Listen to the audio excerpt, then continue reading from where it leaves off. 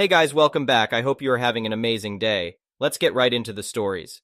The first one is an entitled People Story. Being a CEO can be quite rewarding. Do not let the word CEO fool you. I am not a rich CEO who runs a corporate company. I run a small family business that has two separate locations.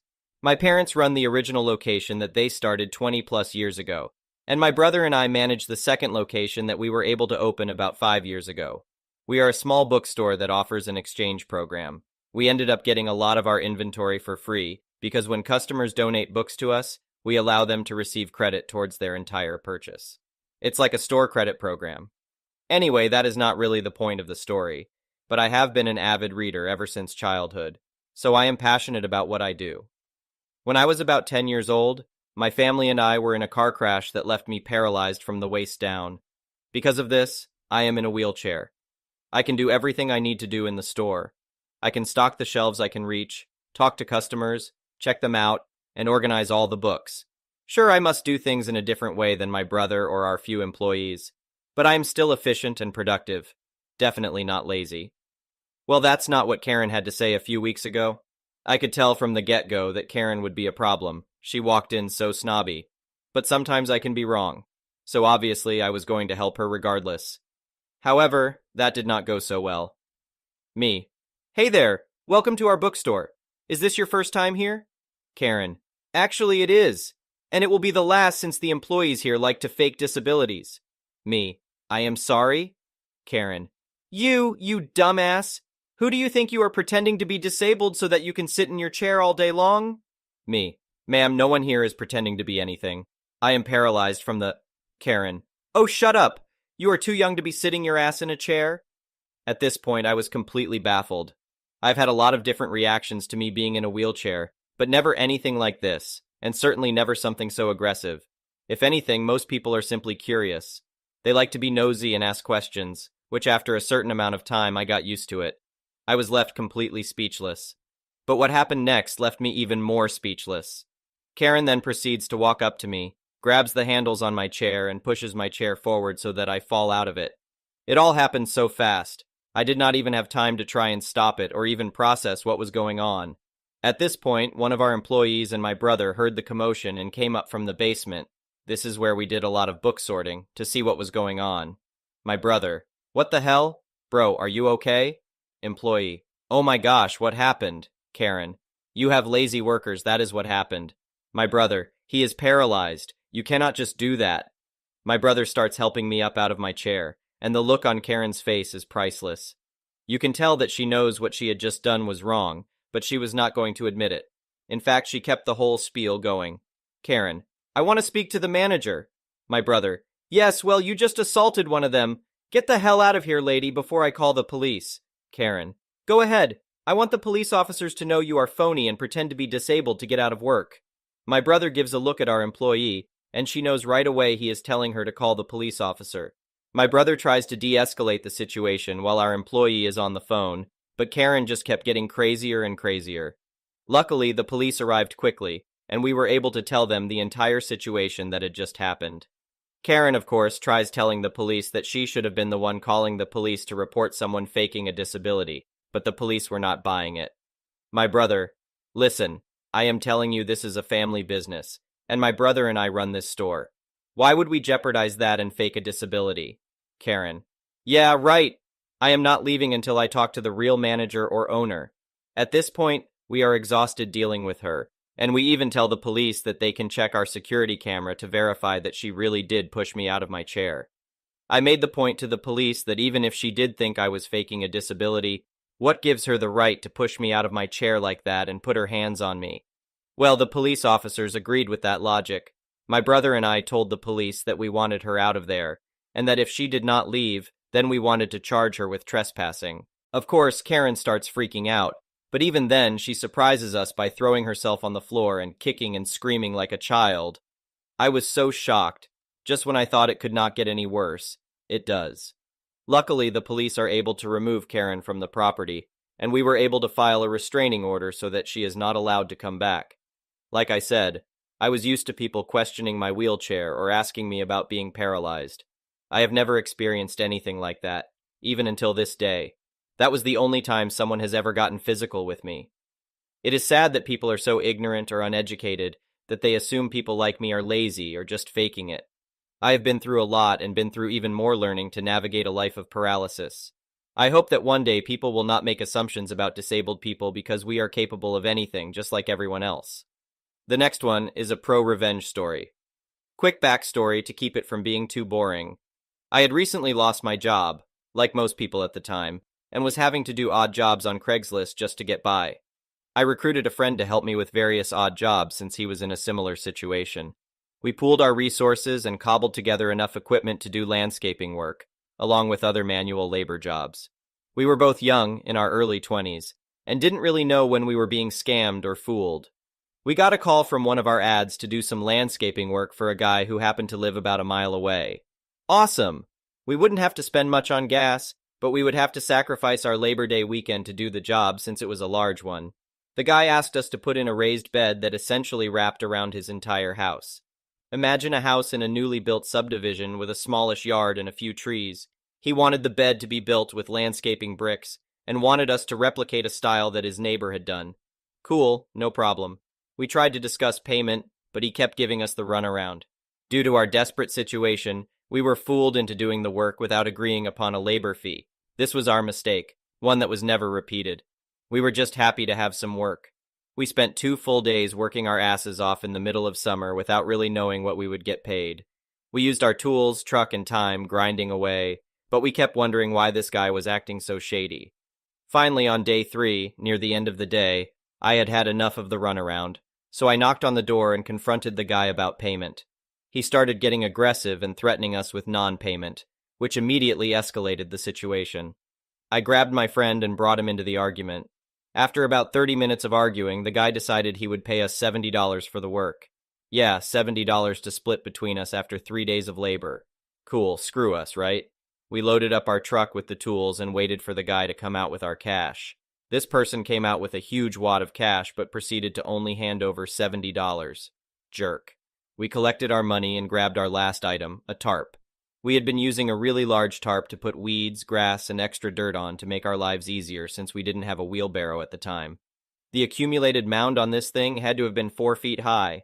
We dragged it into the middle of his front yard and dumped the tarp. This was the first duck you. He was begging us not to do it, but he could eat a dick at this point. We loaded up and sped off, because, angry youngsters. Now for the pro-revenge part. My friend's mom was a professional landscaper. She heard our story and offered some excellent revenge advice. Take the backpack sprayers we had, fill them with a warm saltwater mix, then ride over and spray his yard. We planned to do this about 2 months later. When the time came, we executed the plan late at night, around 2 a.m. We parked down at the pool parking lot, walked down to his house, and absolutely drenched this guy's yard. We came back about a month later and everything was dead or dying. Flowers, grass, small trees, everything. Mess with the guys who are doing your yard work? Screw your yard. The next one is a petty revenge story. Many years ago, I worked for an organization providing frontline customer service. It was a decent place to work, but our manager had lots of rules. One of the rules was that we could not do any personal printing with the printers at work. If we did, we were expected to pay 50 cents per page for black and white printing and $1 per page for color. I'm not sure who made this rule, but the manager was constantly reminding us. Our desks were not assigned, meaning any day you could be sitting at any desk, depending on your assigned tasks for the day. One day, I was interviewing for another job within the organization, but at another location. Prior to the interview, the manager of the other location asked me if I'd mind printing a copy of my resume and bringing it with me, as their printers were down for the day. I said no problem, and figured I'd print it at work since it was work-related. I was sitting at a desk that did not have a printer. The closest printer was located between my manager's desk and an employee's desk, so I printed it and stood up to go get it. Before I could go to the printer, my manager got there first. My print job went ahead of hers. When she saw what I had printed, she said, "OP, this looks like a personal print job." I explained it wasn't, but she disagreed and said since it had nothing to do with our day-to-day work, I had to pay $2 for 4 black and white pages. I begrudgingly paid up. I asked her what happened to the money, and she said she always put it in the Christmas party fund. All right. A few weeks later, I was sitting at the desk with the printer. It was lunchtime, and everyone except my manager agreed to go to a nearby restaurant for lunch. I had walked out of our building and realized I forgot my wallet, so I quickly ran back in to get it. When I got to my desk, I could hear the printer going. I was curious about what was being printed as it was spitting out page after page. I quickly glanced at the pile and saw at least 100 pages printed in color, announcing a Sweet 16 for Trista, our manager's daughter.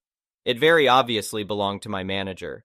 My manager came out of the bathroom a moment later and seemed shocked to see me standing there. I picked up the pile and passed it to her, telling her that our Christmas party fund was going to get a big boost. She said nothing but looked really uncomfortable. A few weeks later, our district manager made his quarterly visit. He talked about the upcoming Christmas party and how excited he was for it. I decided it was time for some petty revenge. I raised my hand and said, "Just wondering how much we've accumulated this year for the Christmas party from print jobs." He looked so confused and asked me to explain what I meant. So I told him about our manager's rule. He got really quiet and said he'd have to review this. The next day, my manager sent an email saying the printing rule was something she was misinformed about and would be abolished immediately. Me, being the little crap disturber I am, hit reply all and asked what would happen to the already accumulated funds. Someone else said we should have a nice healthy fund for a pizza lunch, and everyone agreed.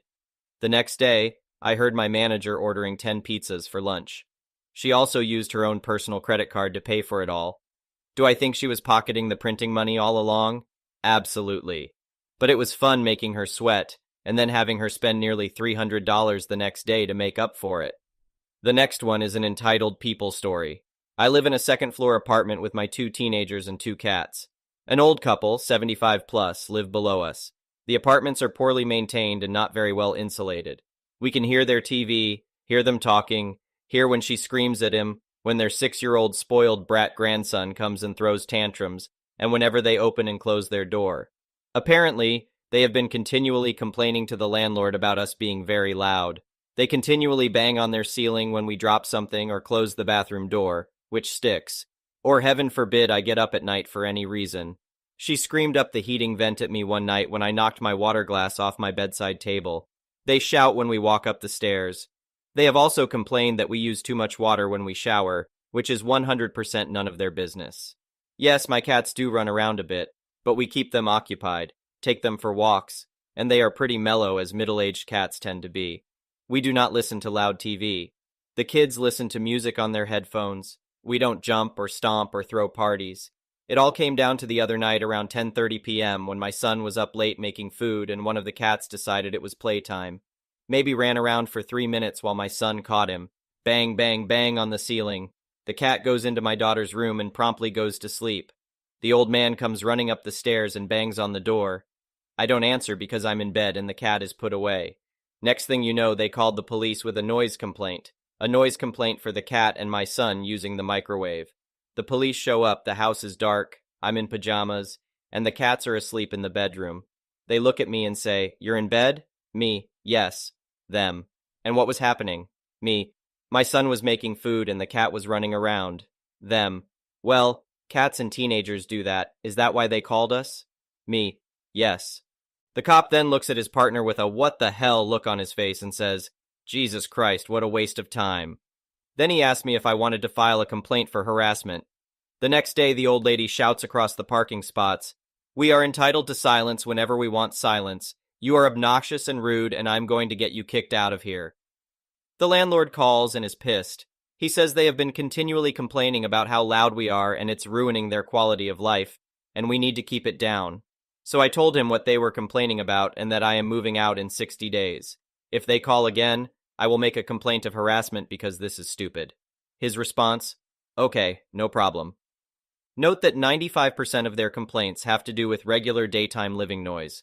Occasionally something happens after 10, but rarely. Are they somehow entitled to silence at all times? In a shoddy first-floor apartment? Ha ha ha, right. I hope whoever moves in after I leave has small kids and plays loud pop music and does exercise videos in the living room. The next one is an entitled parent story. This has nothing to do with me personally. A close friend of mine, who we'll call Jake, asked me to write his story here as he is pretty crap with words and doesn't know how to put his feelings down. He has autism, which wasn't diagnosed until he was already an adult, and moved out of his mother's place and went no contact. His mother, who I'll call Wacky Wanda, WW for short, has always treated Jake like a baby, from the time he was born, up until he went no contact with her. He tells me that as far back that he can remember, she would make him wear bibs at the dinner table and always hand feed him. She claimed it was because he was a special child that needed the extra help. His father, Frank, would always chastise WW for this, saying that he would never grow up if she kept babying him. She would get pissed and tell him that he was being ridiculous and that she loved her baby boy so much. Way too much, if you ask me. Jake began to believe that he was developmentally challenged because of her. Bu would show up at his school and throw a fit when the teachers wouldn't pull Jake out of class to see her. He began to deal with bullying from other kids who would call him a mama's boy and tease him about wanting his mommy all of the time. As Jake got older, he started fighting back against the bullying. Eventually, he started yelling at his WW whenever she would show up and tell her to go home and to leave him alone. This never went over well, and he tells me she would sit alone in her room and pout, crying about how he had hurt her feelings. He would always apologize, and she would coo at him and pinch his cheeks and say that she couldn't stay mad at him because he was her baby boy, and he was all she had in life, completely forgetting she had a husband, by the way, so ducking manipulative. Once Jake was a teenager, Jake started acting out and becoming more independent from WW. I don't know if everyone knows this, but not all autistic people are built the same. Jake is a very good-looking guy. He is one of those too pretty to look at type of guys. He started rebelling by getting his dad to let him get tattoos. He started smoking cigarettes and pot and began hanging out with the goth, morbid crowd in high school. He listened to heavy metal music and wearing a leather jacket, eyeliner, and black nail polish. His black hair was always cropped short and he smoothed it back with gel. And from the pictures I saw, woo-wee. Even I said if I had seen that walking by me, I would be turning my head to check him out. That gave him an ego boost. Not to mention, he is very good looking, even without the makeup. WW hated Jake's style and said it made him look like a clown, and that his beautiful skin was too precious to destroy with tattoos and makeup. She threw his clothes away more than once, replacing them with clothes that she approved of. Frank would always take him to the mall so he could buy new ones, and Jake took pleasure out of throwing out the clothes WW gave him. She would still make them eat dinner at the table every night. She was one of those women that was very traditional about family dinner. They always sat down, and she put a bib on Jake and hand-fed him his meal until he was finished. She would even spit on a napkin and wipe his face if he got anything on it. Jake noticed that whenever she did this, she would side-eye Frank with a smirk, like she wanted him to be jealous or something. Weird. The last time they ate together as a family, as soon as Jake sat down, she pulled out the bib. He tried to ask her not to do this as he was 16 and fully capable of feeding himself. She chastised him and told him to do as he was told. The bibs were too small and wouldn't even fit around his neck. He tried to tell her this, but she would just sit it on his chest, then start hand-feeding him by making plane noises. Jake tore the bib off and told her enough was enough. He was 16 years old and didn't need to be fed like a baby. Bu got upset and started whining. Frank suddenly blew up and told her to stop her crap because this was getting too creepy, even for him to tolerate. He tried to support her in the dread that her son was getting older and no longer needed her, but this was too much to take. Jake went to his room and didn't come out for the rest of the night. DW pouted and cried for more than a day in hopes of making Jake apologize for refusing her, but he refused. She realized she was losing the battle with keeping her son a baby forever. Time to amp up the crazy. Jake came home from school the next day and found WW in the kitchen, dressed up in all black eyeliner and lipstick, and she even dyed her hair black. She had spiked bracelets and a choker. She looked ridiculous. How I wish I could have seen a picture of this because it sounded hilarious. Jake was shocked and asked her just what the duck she was doing. He noticed the shirt she was wearing was cut way too low, and he could see way more cleavage than he was comfortable with. She bounded over to him and asked him if he liked it. He was too shocked to respond with what he wanted to say and said, "Sure." He tells me that she would push out her breasts toward him in an effort to make him look. For months after that, that was all WW would dress like. She would openly brag to her friends that Jake copied her style and she was so proud of him. She used to wear turtlenecks and mom jeans with slip-on shoes. She was the farthest thing from goth punk you can imagine. One night Jake was asleep. She climbed into bed with him and tried to cuddle with him. He woke up and felt someone touching him inappropriately. He turned around and saw WW. He freaked out and told her to get the duck out of his room. She pouted and cried until Jake went to leave. He noticed his door was locked and he had to unlock it to get out. He had to lock himself in the bathroom, and she sat outside the door, begging him to come sleep with her. Jake shouted at her that she was touching him inappropriately and that it wasn't okay. And it was weird she did this with the door locked. She screamed that that was how mommies show their love until Frank came out of their room to yell at her for the way she was acting, and that it was creepy for a mother to want to cuddle her 16-year-old son with the door locked. She screamed that he didn't understand the bond she and Jake had, and that he was jealous. Jake screamed that they had no bond. DW cried, and Frank shouted at her to move away from the door, or he would do something he might regret later. He took Jake, and they went to sleep at a motel for the night. Jake told his dad everything that happened. Frank finally had enough. He couldn't stand the weird and creepy behavior from WW anymore. He filed for divorce and got custody of Jake, and WW was given visitation rights. She was mandated to attend parenting classes and therapy, and she actually went, under the threat of losing any and all rights to her son, of course, but she staunchly refused to believe she had ever done anything wrong. Jake dreaded visitation, but as he was still a minor, he had no choice in the matter. He would go and make sure to lock his door to prevent her from coming in. She did give him space when he was at her house, for a while. When Jake was 17, his dad paid for him to enroll in driver's ed and got him a car. This went over like a fart in church because WW got pissed when Jake pulled up to her house in a brand spanking new car. She lost it and called up Frank to scream at him about how she was endangering her baby boy. He hung up on her. Things got worse once Jake started seeing a girl at school. She was a pretty blonde girl that dressed in similar fashion to Jake. When WW found out, she went insane. Jake was in his room sleeping and WW picked the lock. It was one of those push-in locks that a bobby pin can easily pick. What Jake told me next made my heart drop. She undressed herself and climbed into bed with him and began essaying him. He woke up and freaked out. He ran away from the house and drove back to his dad's in tears, and they called the police. You got arrested and imprisoned for 11 years. Jake became severely depressed and tried to unalive himself more than once. His dad put him into therapy and he got better over time, but he still struggles with everything his mother had done to him. Jake was formally diagnosed with autism and he is on medication that keeps him functional. He's one of the bartenders at my club and we're really close friends. He's best friends with my boyfriend Kyle. Jake has a girlfriend who is one of the sweetest women I've ever met. Jake and I have a connection because we both have experienced SA from relatives and we both are stronger for having gone through that. Sorry this was so long, but he wanted his story shared with everyone. Thank you for watching. I would really appreciate it if you could like the video and subscribe to our channel if you haven't already.